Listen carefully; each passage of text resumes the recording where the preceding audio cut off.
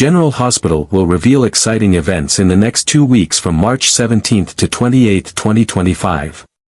First, Brennan acted just in time at the critical moment, stopping the champagne glass from reaching Carly's lips with a swift, decisive motion.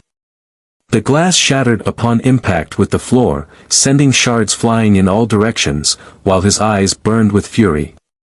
He had always known Valentine was dangerous, but the audacity of attempting to poison Carly so brazenly, right in front of everyone, was a move that stunned even him. To Brennan, this wasn't just an assassination attempt, it was a declaration of war. Rage coursed through him, fueling an unrelenting determination to make Valentine pay. It wasn't just about protecting Carly, it was about ensuring that Valentine understood the gravity of his mistake. In the days that followed, Brennan set his plan in motion, methodically crafting a strategy that would corner Valentine and strip him of any leverage. He knew he couldn't expose him outright, not yet, but he was determined to find a way to bring him down.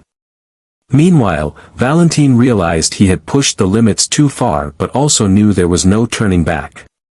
He scrambled to redirect attention away from himself, seeking out any advantage that could help him slip through the cracks. However, with Brennan tightening the noose around him, he faced a critical decision: either stay and face the consequences in Port Charles or disappear into the shadows, finding a way to reach Charlotte before it was too late.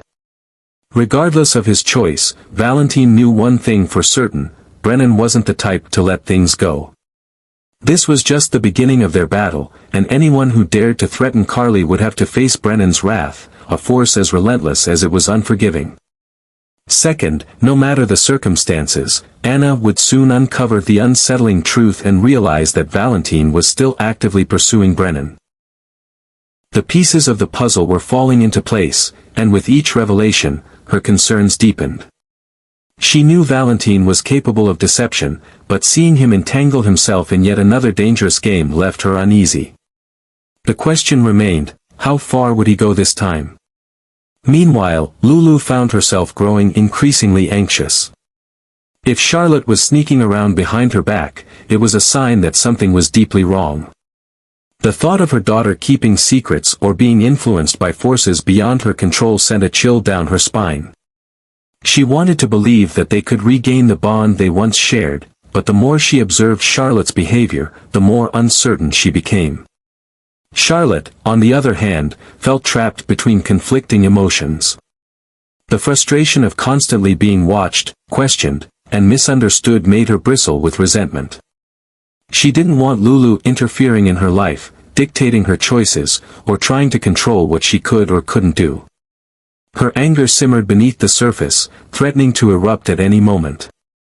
For Lulu, the realization was heartbreaking: she no longer understood her own daughter. The connection they once had felt distant, almost irreparable. It wasn't just about rebuilding trust, it was about rediscovering each other after so much time apart. Rebuilding their relationship would be a slow and painful process, one filled with obstacles and emotional wounds that might never fully heal. But no matter how difficult the road ahead, Lulu was determined to fight for her daughter, even if Charlotte wasn't ready to let her in. Third, meanwhile, Harrison Chase would be blindsided by a shocking revelation that turned his world upside down. The truth had been buried for years, but now, it was about to come crashing down on him with full force. It was highly likely that Chase would uncover a secret long kept from everyone: Brooke Lynn had been pregnant with Dante's child years ago. The adoption itself had been something Chase was vaguely aware of, but what he never could have imagined was the identity of the biological father. The realization hit him like a ton of bricks. The weight of the secret, the deception, and the implications it carried left him reeling. As Chase pieced together the truth, one fact became increasingly clear: Dante had no idea about his firstborn son. The knowledge that his closest friend had unknowingly been kept in the dark about such a life-altering event only intensified Chase's inner turmoil. The decision ahead of him was not an easy one.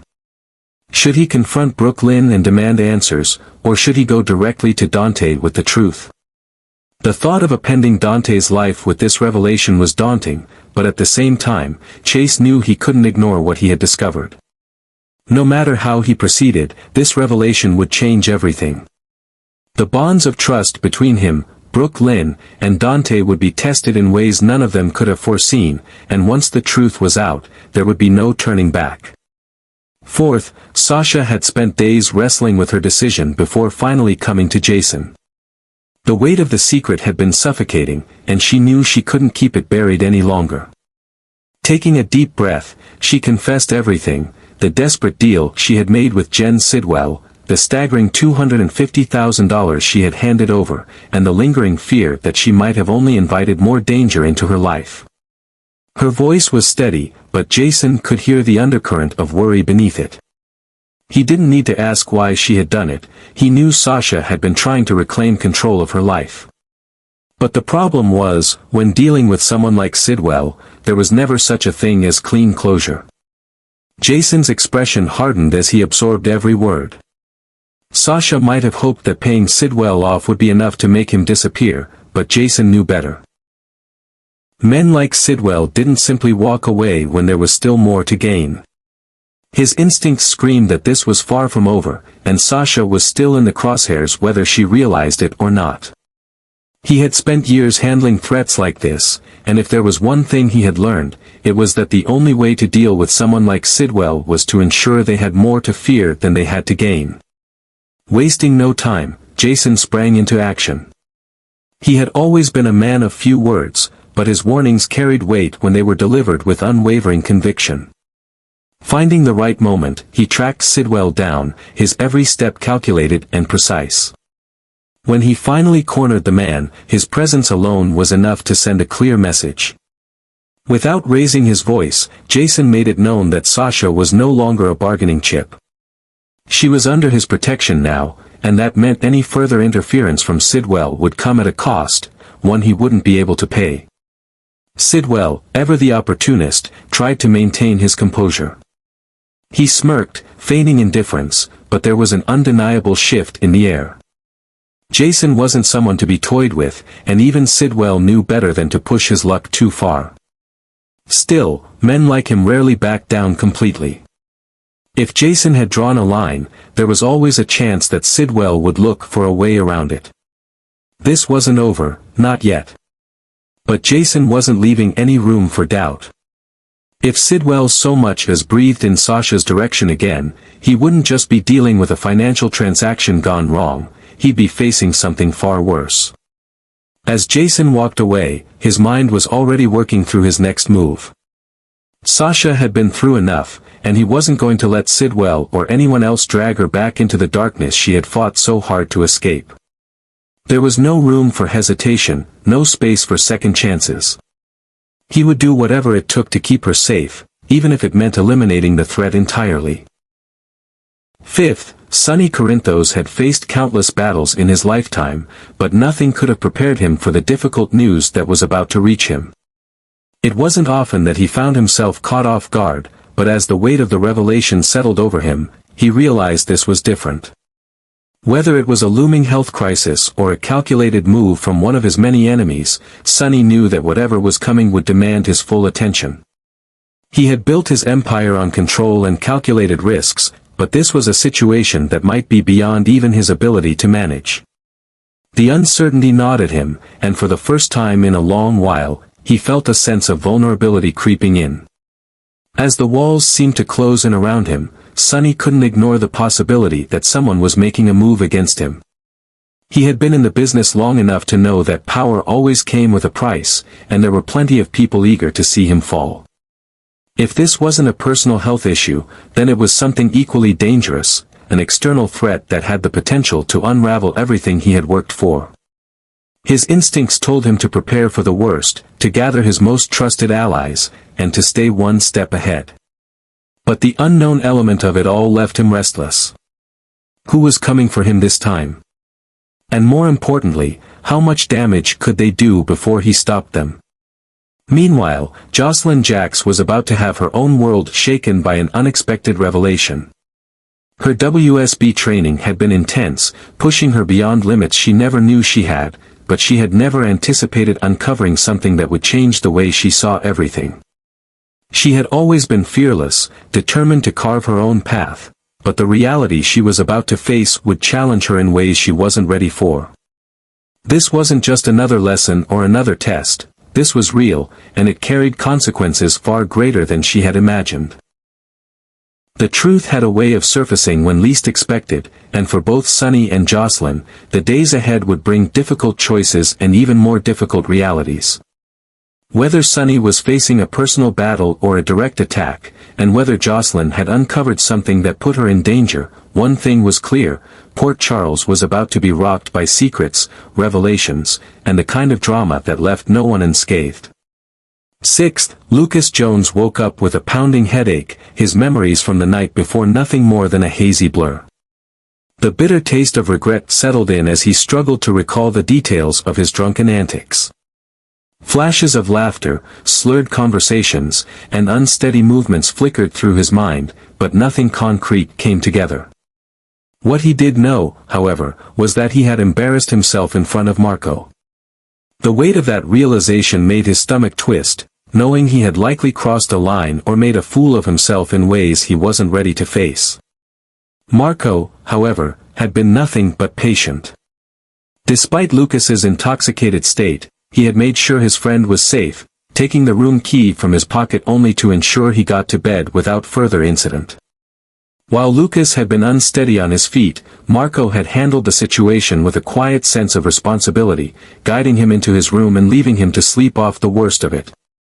There had been no ulterior motives, no questionable decisions, just an act of kindness that Lucas, in his current state, was too mortified to fully appreciate. As the morning light filtered through the blinds, Lucas groaned, running a hand through his disheveled hair. Embarrassment crept over him as he considered what he might have said or done. Would Marco see him differently now? Would this change the way they interacted moving forward? The thought made his chest tighten, but there was no undoing the past. All he could do now was face whatever awkwardness lay ahead and hope that Marco's kindness extended beyond just one reckless night. 7th, the feud between Drew and Tracy Quartermaine was escalating beyond mere animosity, it was turning into a full-blown war. Tracy, always calculating and relentless, seemed to have found a way to turn the tables on him, leaving Drew in a precarious position. The possibility of her orchestrating his arrest loomed over him like a storm cloud, and while he had fought many battles before, this one felt particularly dangerous. Tracy wasn't just an adversary, she was a woman who thrived on power and control, and if she had the opportunity to take him down, she wouldn't hesitate. Drew knew he had to stay ahead of her, but with each passing day, the walls were closing in. However, Drew wasn't about to go down without a fight. Just when it seemed like Tracy had the upper hand, a new alliance emerged, one that could shift the power dynamic in his favor. Though the details of this partnership remained unclear, it was evident that Drew was willing to play dirty if necessary. He had spent too long fighting fair only to be outmaneuvered by those who thrived in the shadows. If this new connection could help him gain leverage, he was more than ready to embrace the chaos that came with it. His next move would not only be calculated but ruthless, setting the stage for a conflict that would shake the Quartermaine family to its core. Meanwhile, Nina was preparing to make an offer to Willow, one that she hoped would bridge the gap between them. She had been walking on thin ice ever since her secrets had come to light, and while she wanted to mend her fractured relationship with her daughter, she also knew that any misstep could push Willow even further away. The uncertainty gnawed at her, especially as she considered the ramifications of her next move. If her plan to undermine Drew backfired, it wouldn't just be her business at risk. It could shatter whatever fragile hope she still had of being a part of Willow's life. With tension building on all fronts, Nina was forced to ask herself one question: was the risk worth the reward, or was she about to lose everything she had left? Finally, during the week of March 24th to 28th, fans would finally get a deeper look into Marco and the secrets he had been keeping. While he had remained a bit of a mystery, his decision to visit Sidwell at Windmere hinted at a hidden connection, one that could change everything. Whether Marco was Sidwell's son or another relative, this unexpected meeting raised more questions than answers. What business did they have together? And more importantly, what role had Marco been playing all along? If he had ties to Sidwell, then his presence in Port Charles might not have been as coincidental as it seemed. Meanwhile, tensions between Chase and Brooke Lynn were reaching a boiling point over the truth about Dante's child. Brooke Lynn was determined to keep the past buried, desperate to protect the fragile balance of her life, but Chase wasn't sure he could go along with her plan. As a cop and as a friend, he felt an obligation to tell Dante the truth. His best friend had a child out there, and he had been kept in the dark for years. But Brooke Lynn saw things differently. To her, revealing the truth now would do more harm than good, possibly shattering everything she had worked to build with Chase and throwing Dante's life into turmoil. If Chase ultimately ignored Brooke Lynn's pleas and went to Dante with the truth, the fallout could be catastrophic. Dante and Brooke Lynn's marriage would be thrown into chaos, and the trust between them could be broken beyond repair. Dante, blindsided by the revelation, might struggle to process the fact that he had unknowingly fathered a child, one that Brooke Lynn had hidden from him. The ramifications wouldn't just affect their marriage but could ripple through their entire circle, leaving behind a trail of heartbreak and betrayal. At the same time, Drew was preparing for a major press conference, one that had the potential to change the course of his career. However, as the event approached, the possibility of disaster loomed over him. With so many enemies lurking in the shadows, it was unclear whether the threat would come from a direct attack, an unexpected revelation, or a carefully orchestrated act of sabotage. If Nina was involved, it was entirely possible that she would take steps to derail the event, ensuring that whatever Drew had planned would never see the light of day. But even if she wasn't the one pulling the strings, it was becoming increasingly clear that something was about to go very, very wrong.